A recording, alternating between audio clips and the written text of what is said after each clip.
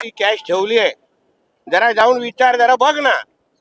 कॅशच्या बाबतीचा आरोप हे ठाकरे सेनेचे आमदार किंवा कार्यकर्ते करतात ना, हे सर्वात मोठं जगातलं आश्चर्य आहे.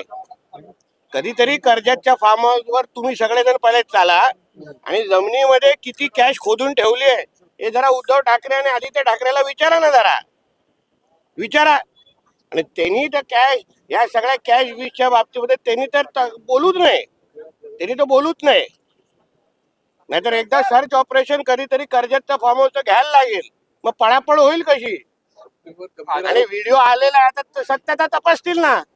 सत्यता तपासल्यानंतर बोला. एकदा कुणीतरी आरोप केला म्हणजे त्यांनीच कॅश घेतलेली आहे, असे किती आरोप झाले.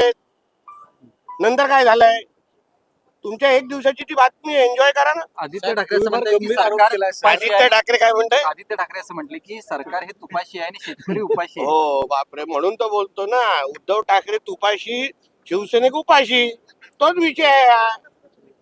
म्हणून बोलतो, आदित्य ठाकरेला विचारा कधीतरी, चल तुझ्या कर्जतच्या तुझ्या फार्म हाऊस वर जमीन थोडी खोदून दाखव आणि किती काय काय ठेवलंय आतमध्ये हे कधीतरी बाहेर येऊन दे ना. मग कॅशचा आरोप कोणी करावा याच्यावर कळेल. युतीवाल्यांचे व्हिडिओ बाहेर येत आहेत, महाविकास आघाडीवाल्यांचे व्हिडिओ पेन ड्राईव्ह बाहेर येतात, सगळे तपास कधी बाहेर पडतात. तुला कशाला सांगू. काल चंद्रशेखर बावनकुळेंनी एक विधान केलं की वेगळ्या विदर्भाच्या बाबतीत आमचं काम चालू आहे आणि आमची भूमिका तीच आहे असं त्यांनी स्पष्ट केलेलं आहे. आता तुम्ही ते प्रश्न त्यांना विचारा ना.